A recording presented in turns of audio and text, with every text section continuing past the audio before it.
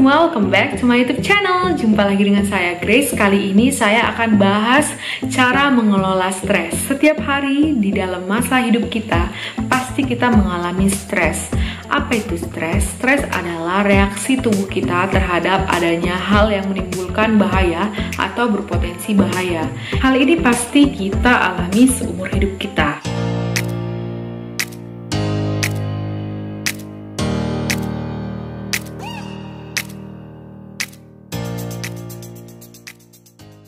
Jadi reaksi kimia yang terjadi di tubuh kita itu dapat menimbulkan namanya reaksi fight or flight. Jadi dia awas dan waspada.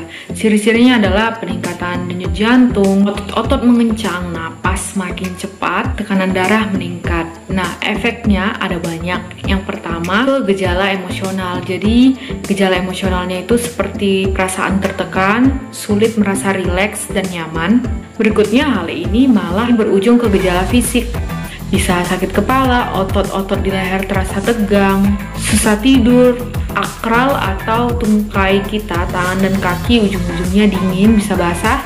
Berikutnya adalah gejala kognitif. Stres ini bisa menimbulkan mudah lupa, kurang bisa connect dengan orang lain.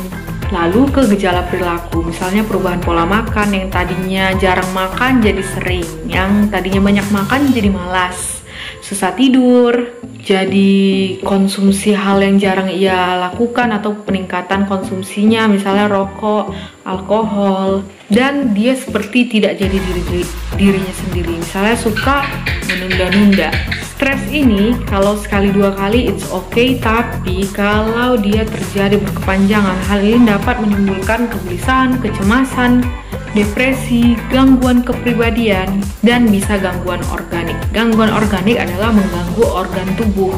Jadi bisa ujung-ujungnya manifestasinya penyakit, bisa gejala ke jantung, stroke, gangguan pola makan itu bisa obesitas, bisa gangguan tidur, gangguan menstruasi, disfungsi seksual, ejakulasi dini, masalah kulit seperti jerawat, dan bisa masalah rambut juga, misalnya rontok. Itu semua bisa diakibatkan oleh stres yang berkepanjangan. Untuk itu, jauhi stres dan kamu harus tahu cara ini, yaitu cara mengelola stres. Cara yang pertama adalah rutinlah berolahraga supaya sirkulasi darah dan oksigen yang ada di tubuh kamu itu lancar. Nah, olahraga yang direkomendasikan adalah 3 hingga 5 kali dalam 1 minggu, durasinya 30 menit. Apa patokannya bisa berolahraga? Kamu mengalami peningkatan denyut jantung. Nah, ketika kamu tiba-tiba berolahraga, pastinya kamu pernah mengalami nyeri. Misalnya besoknya jadi nyeri. Nah, kamu bisa mencoba tonton video saya yang ini untuk mengatasi nyerinya nanti. Di sana juga saya ada bahas bagaimana yang dikatakan sebenarnya olahraga. Bukan hanya sekedar nyapu-nyapu, ngepel-ngepel keringatan, yaitu disebut olahraga. Yang kedua adalah relaksasi otot. Lakukan peregangan otot, misalnya dengan gerakan-gerakan stretching. Kamu bisa cari di Google, di YouTube banyak. Kamu boleh melakukan pijat, relaksasi, massage, dan kamu bisa mandi air hangat. Selanjutnya adalah atur pola tidur kamu. Tidur yang baik adalah tidur yang berkualitas dan kuantitasnya cukup. 7 hingga 8 jam dalam sekali siklus tidur. Usahakan jam tidurnya sama setiap harinya. Kamu boleh coba minum susu hangat dulu sebelum tidur dan menggunakan aromaterapi seperti lavender. Sebaiknya tidur, matikan lampu supaya melatonin bekerja dan membuat tidur lebih lelap. Selanjutnya, kamu bisa atur pola makan kamu. Pola makan yang baik ialah kurangi junk food, makanan yang berlemak, dan usahakan sebelum tidur kamu maksimal makan itu 4 jam yang lalu. Jadi jangan baru makan langsung tidur, karena bisa aja kamu sugar rush, jadi kamu merasa kepanasan sehingga susah tidur. Lalu berikutnya adalah lakukan hobi kamu. Tentunya setiap orang punya hobi ya, punya kegemaran masing-masing. Misalnya saya suka bermain piano, bermain gitar, nyanyi, membaca.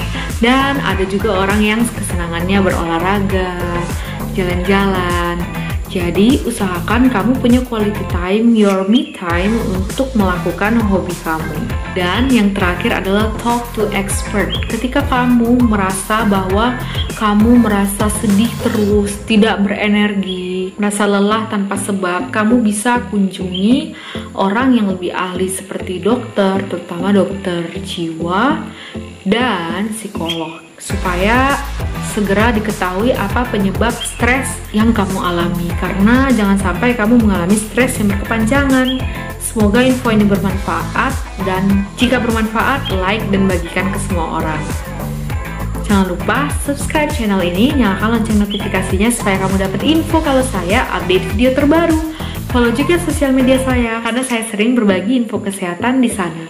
Thank you for watching, see you on the next videos, bye-bye!